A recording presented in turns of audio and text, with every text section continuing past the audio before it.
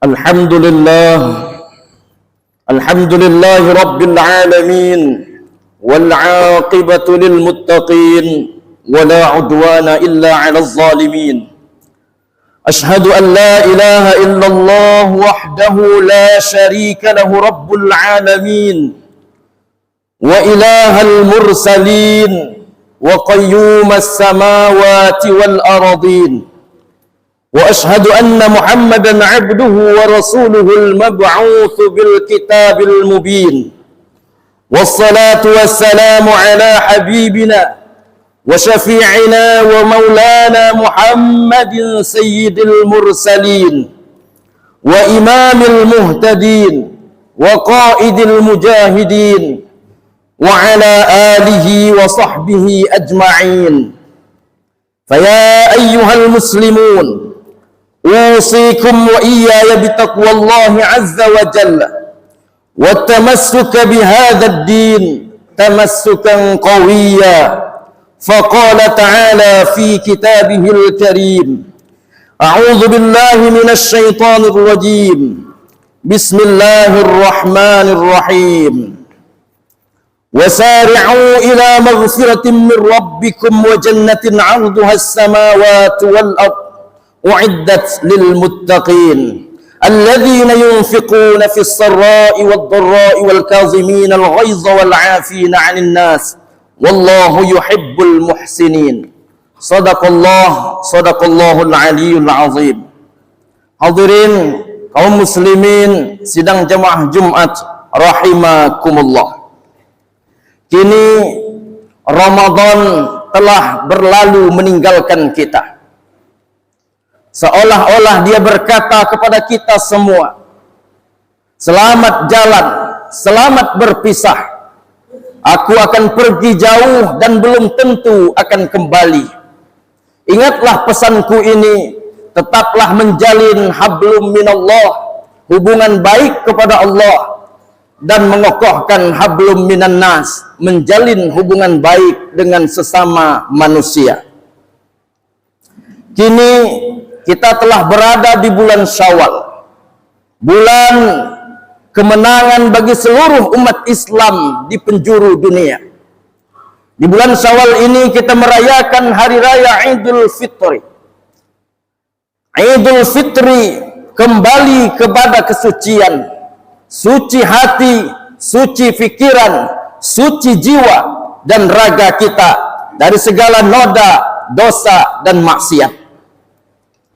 Inilah bulan Syawal merupakan momentum yang sangat baik bagi kita untuk saling bersilaturahmi, saling melapangkan hati, untuk saling memaaf-maafkan.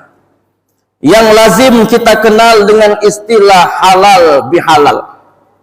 Secara historis, istilah halal bihalal ini digagas oleh Kiai Wahab, salah seorang ulama perintis Nahdlatul Ulama, dengan maksud untuk mengokohkan ukhuwah Islamiyah, menyambung tali silaturahmi yang dahulu saling bermusuh-musuhan, saling berpecah belah, berselisih, namun kini saling melapangkan hati untuk saling memaafkan antara satu dengan lainnya.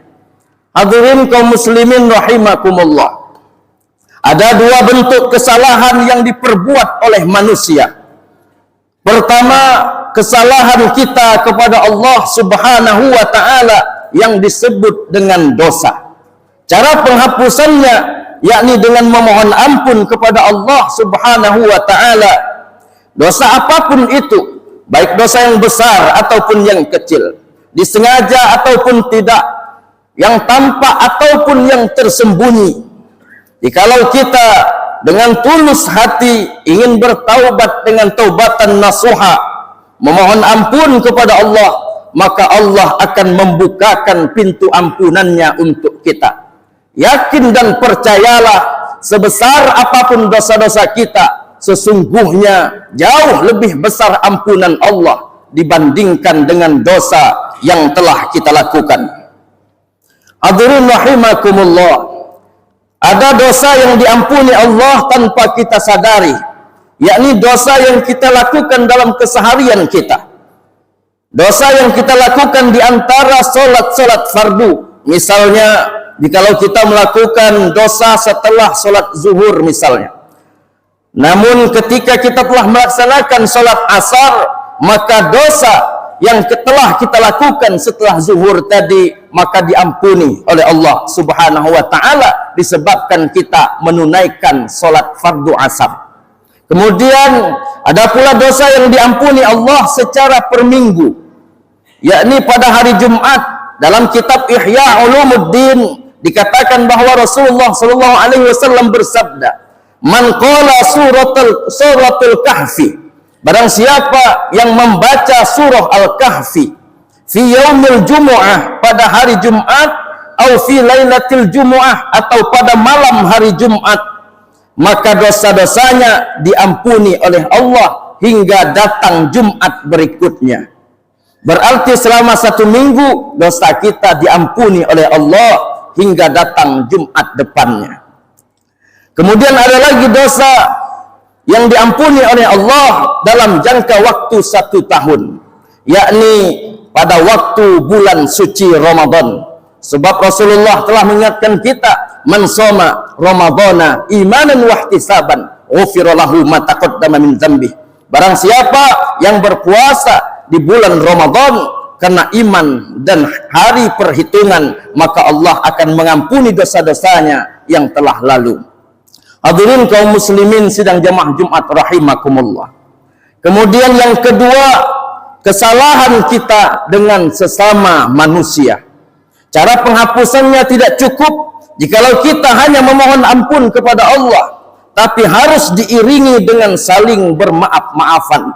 Oleh karena itu, momentum halal bihalal merupakan salah satu cara untuk kita saling memaafkan, saling kunjung mengunjungi, saling bersilaturahmi, bila bertemu berjabat tangan untuk saling memaafkan kawan, memaafkan satu dengan lainnya. Masalah silaturahmi ini atau halal bihalal ini dapat kita lihat gambarannya dalam surah Al-Imran ayat 133-134 yang artinya, "Dan bersegeralah kamu menuju ampunan Tuhanmu dan mendapatkan surga yang luasnya seluas langit dan bumi, yang dipersiapkan bagi orang-orang yang bertakwa, yaitu orang-orang yang membelanjakan hartanya baik di waktu lapang maupun sempit, dan orang-orang yang menahan amarahnya dan memaafkan kesalahan orang lain, dan Allah mencintai orang-orang yang berbuat kebaikan."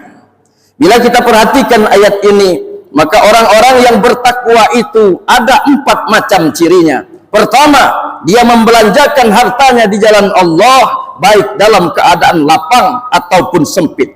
Yang kedua, mampu menahan amarahnya. Yang ketiga, memberi maaf kepada orang lain.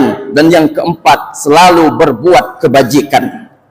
Kemudian dalam sebuah hadis Rasulullah SAW bersabda, "Man ahabba ayyub satalahu fi rizqihi," barang siapa yang ingin dimudahkan rezekinya, wa yunsa'alahu fi atharihi, kemudian dipanjangkan umurnya, fal yasil rahimah, maka sambunglah hubungan silaturahmi.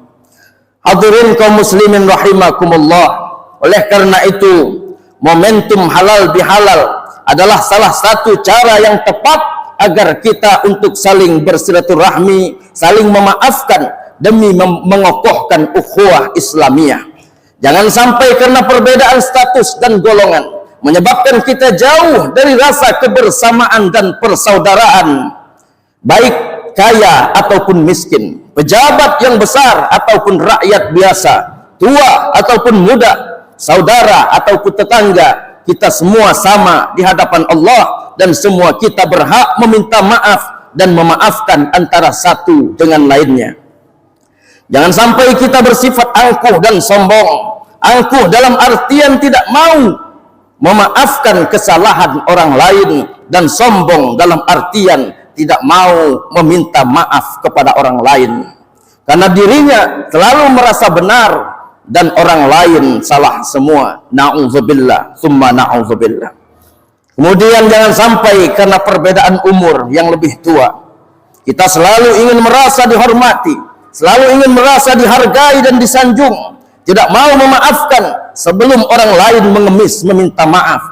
Jangan sampai karena perselisihan harta waris yang tak kunjung usai antara sanak saudara tidak saling tegur sapa, enggan untuk saling memaafkan. Na'udzubillah thumma na'udzubillah. Hadirin rahimakumullah, memaafkan lebih berat daripada meminta maaf. Tapi yakinlah bahwa memberi maaf lebih mulia daripada meminta maaf. Dalam sebuah hadis Rasulullah bersabda, "Ma min muslimaini yaltaqiyani fayatasaffahani illa ghufira lahuma qabla an yatafarraqa." Apabila ada dua orang Islam yang bertemu lalu berjabat tangan dia, maka dosa kedua orang itu diampuni oleh Allah sebelum keduanya berpisah. Hadis riwayat Abu Daud. Hadirin rahimakumullah, jangan pernah terlintas dalam hati dan pikiran kita untuk tidak mau memaafkan kesalahan orang lain. Alangkah indahnya jikalau kita terlebih dahulu memaafkan kesalahan orang lain.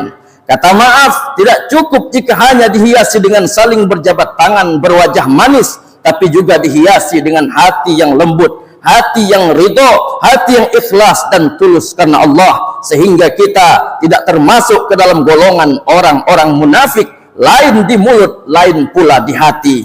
Rasulullah semasa hidupnya pernah dicaci maki, dilempari dengan batu, bahkan dilempari dengan kotoran manusia, tapi Rasulullah tidak pernah membalas.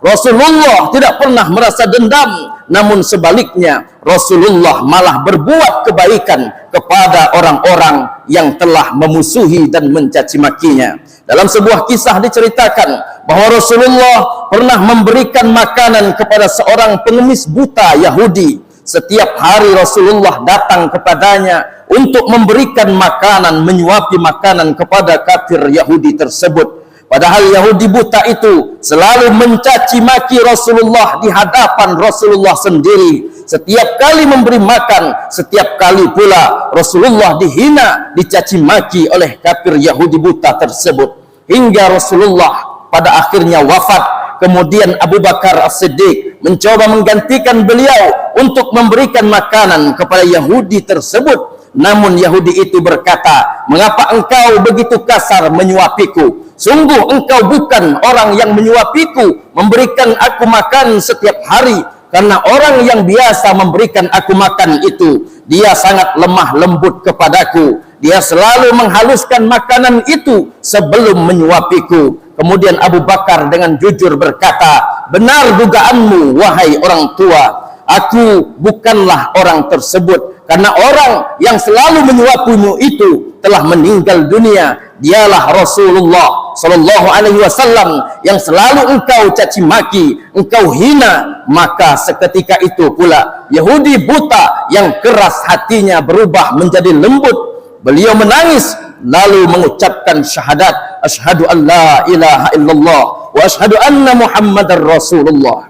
Subhanallah, kisah tersebut mengajarkan kepada kita semua untuk menjadi pribadi yang mulia, pribadi yang pemaaf, pribadi yang lemah lembut dalam bergaul, sebab ini adalah sifat yang sangat disenangi manusia dan amat dicintai oleh Allah Subhanahu wa taala. Bahkan Rasulullah Sallallahu Alaihi Wasallam pernah diingatkan oleh Allah Subhanahu wa taala dalam Al-Quran surah Al-Imran ayat 159. Bismillahirrahmanirrahim. "Walau kunta fazzan ghalizal qalbi lan faddu min haulik." Dan sekiranya engkau bersifat keras dan berhati kasar, maka manusia pasti akan menjauhkan diri darimu. Hadirin rahimakumullah, mudah-mudahan di bulan Syawal ini kita termasuk hamba-hamba Allah yang selalu bertakwa dan meningkatkan iman kepadanya. Oleh karena itu, marilah kita senantiasa mengokohkan hubungan ukhuwah Islamiyah, senantiasa menyambung silaturahmi untuk saling memaafkan, sehingga ampunan dan ridho Allah selalu tercurah kepada kita semua. Dan mudah-mudahan Allah mengampuni seluruh dosa-dosa kita, dosa-dosa keluarga kita, kaum kerabat kita, guru-guru kita, dan seluruh kaum muslimin dan muslimat di seluruh dunia, baik yang telah meninggal ataupun yang masih hidup. Amin ya rabbal alamin. Barakallahu li wa lakum fil Qur'anil Karim wa nafa'ani wa iyyakum bima fihi minal ayati wadh-dhikril hakim wa taqabbala minni wa minkum tilawatahu innahu huwas sami'ul alim fastaghfiruhu innahu huwal ghafurur rahim. Allahumma salli ala sayyidina Muhammad wa ala ali sayyidina Muhammad.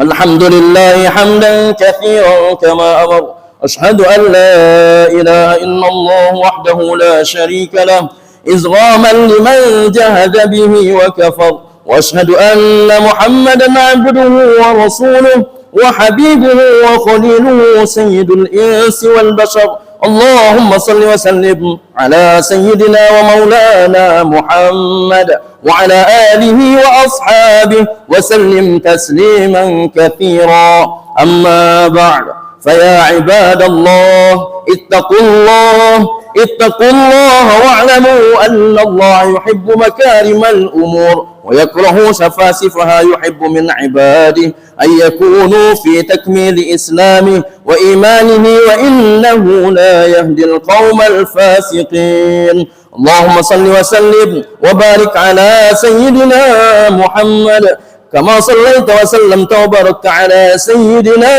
إبراهيم وعلى آل سيدنا إبراهيم في العالمين إنك حميد مجيد اللهم اغفر للمؤمنين والمؤمنات والمسلمين والمسلمات الأحياء منهم والأموات إنك سميع قريب مجيب الدعوات يا قاضي الحاجات اللهم ربنا لا تزغ قلوبنا بعد إذ هديتنا وهب لنا من لدنك رحمة إنك أنت الوهاب اللهم أعز الإسلام والمسلمين اللهم انصر إخواننا المسلمين والمجاهدين في فلسطين يا أرحم الراحمين ربنا آتنا في الدنيا حسنة وفي الآخرة حسنة وقنا عذاب النار عباد الله إن الله يأمر بالعدل والإحسان وإيتاء ذي القربى وينهى عن الفحشاء والمنكر والبغي يعظكم لعلكم تذكرون فاذكروا الله العظيم يذكركم واشكروه على نعمه يزدكم ولذكر الله أكبر